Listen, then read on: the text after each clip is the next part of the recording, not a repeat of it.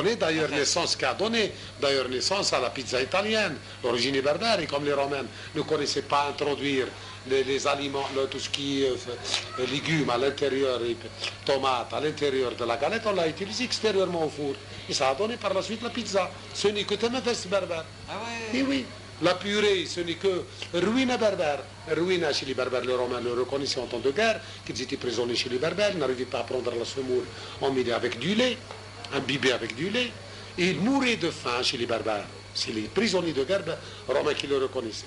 Et maintenant qu'il est la purée, ce n'est que les pommes de terre qu'on broyait pour utiliser la purée, puisque les Romains avaient la pomme de terre, ça vient de l'Angleterre, ça vient de l'Europe. Par contre, la pomme de terre, elle est étrangère à l'origine maghrébine. Et on avait les meilleures céréales, c'est le blé dur. Et les Romains n'avaient gouverné, n'avaient voulu le pays de Maghreb comme colonie que pour ces céréales. Même la France en 1830, c'est céréales. Donc c'est nos gisements, nos richesses qui étaient à l'origine de notre colonialisme. On n'a pas su gouverner et toujours on fait introduire les étrangers pour nous gouverner à cause de nos richesses dont on se disputait. On ne connaît que se faire les guerres pour se libérer afin de demander le secours par la suite au colonialisme de nouveau. Et durant tous les siècles, on avait vécu colonialisé et contre le colonialisme. Et c'est la guerre psycho-historique qu'on menait depuis le temps immémorial. Le colonialisme, voilà. Il est terminé aujourd'hui ou pas? Il ne peut pas terminer puisque c'est nous-mêmes qui appellent le secours à l'étranger. Aujourd'hui, c'est nous-mêmes qui veulent être colonialisés par la bassesse de savoir gérer. Tout le monde est là pour accepter n'importe qui, sauf un esprit nationaliste limité. Limité puisque les vrais nationalistes, les combattants eux-mêmes se disent pourquoi qu'on a combattu la France hier. Si on est resté un peu fidèle au principe de la fraternité, on aurait été meilleur que de la combattre et être géré par les mauvais de chez nous, depuis l'indépendance. C'est le grand dit de la société, c'est pas moi.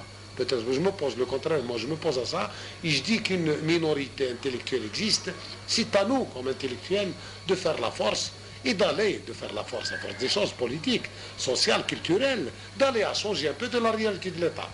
Les intellectuels eux-mêmes sont des traîtres envers leur nation. Voilà ce que je peux dire de l'Algérie. Qu'ils soient intellectuels à l'étranger ou intellectuels chez nous en Algérie. On a manqué à notre devoir. On ne cherche que les droits. Chercher les droits sans devoir égale se perdre en pleine notion dans une noyade de faiblesse, qu'on aime appeler, qu'on ne nous a pas laissé, on nous a ligoté, on ne nous a pas laissé faire. Mais qu'est-ce que tu as fait pour couper les ligaments, pour couper ces menottes-là qui te tiennent après l'indépendance? C'est l'esprit combatif qui nous manque, l'esprit collectif qui nous manque, la méfiance qui est en nous, manque de confiance en notre richesse, manque de savoir en notre diversité et en notre richesse multiculturelle, multigisement, interdisciplinaire, intersectoriale, même allant à dire peut-être religieuse, pourquoi pas, pourquoi ne pas permettre.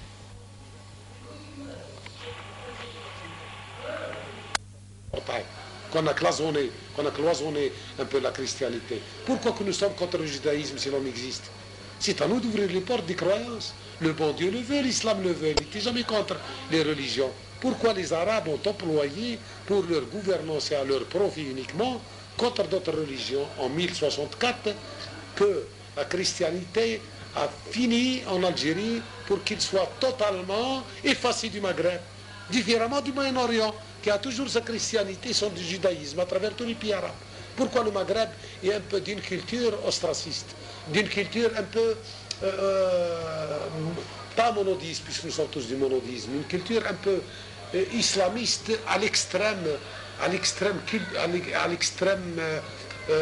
exigence de se voir seul, de croyance, et seul d'une bonne voie tenant de la bonne vérité. La vérité est ailleurs. Pourquoi ne pas laisser les autres dans leur liberté et dans leurs droits de culte? C'est les droits internationaux qui le reconnaissent. Mais dans la pratique et dans la politique des pays du Maghreb, on n'a pas laissé les choses se faire. Et le plus difficile, le plus cloisonné, c'est en Algérie, beaucoup plus qu'en Tunisie qu'au Maroc. Au Maroc et en Tunisie, plus ou moins, je ne dis pas qu'ils vivent la jouissance de droits de culte, mais quand même il en existe en confraternité. Au Moyen-Orient encore, c'est plus clair que chez nous. En Palestine, comme en Syrie, comme en Égypte, comme en Irak, la christianité existait toujours et n'a jamais fini à être écrasée et tellement effacée comme chez nous. Et le pourquoi? Pour la démocratie, on doit aussi demander ça. En pleine démocratie, pourquoi ça? L'Arabie Saoudite, il y a des chrétiens ou pas? Non, en Arabie Saoudite, il n'y a que rares chrétiens qui sont venus un peu de l'étranger. Mais en Syrie, il y avait toujours des chrétiens qui préservent leur chrétienté à nos jours, au Liban, en Jordanie, en Palestine, en Irak, donc aussi bien en Égypte.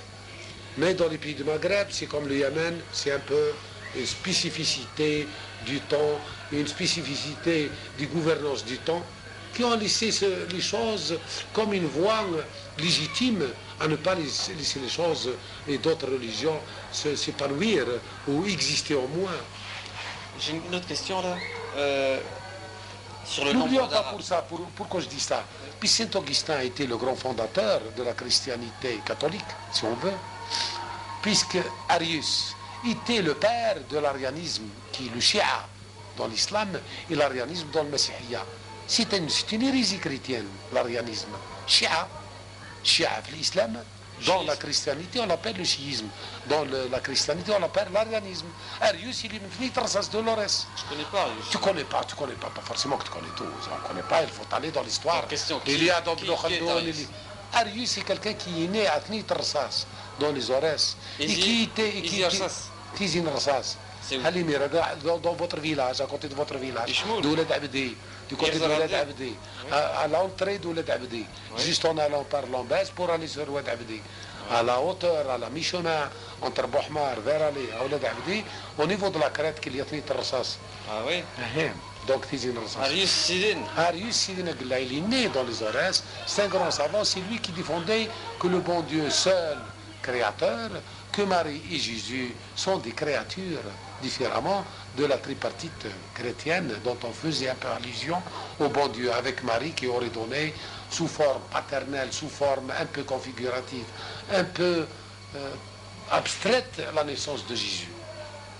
Pas concrétisée, mais quand même une certaine accusation indirectement, et portée entre Jésus, Marie et le bon Dieu, fils du bon Dieu. Le fils, dans le sens chrétien, il est un peu différent à l'interprétation entre l'orthodoxie et entre l'arianisme et entre le catholique et entre les différentes Bibles écrites par Marcus, par Locus, par... Là, il y a quand même une différence dans les textes. On laisse entendre, on a tapé la porte, ça a donné naissance à Jésus, qui a tapé la porte, un peu... Arius, il était contre ça. Directement, il est allé accuser que c'est un faux christianisme, que vous cultivez à travers la tripartite. Bon Dieu, Jésus, Marie. Que restent les deux? Créés par le bon Dieu, et le Créateur reste créateur. Sinon, le Créateur, par sa philosophie de créateur, ne peut venir par sa modestie devenir créature. Sinon, il perd son charme d'être créateur.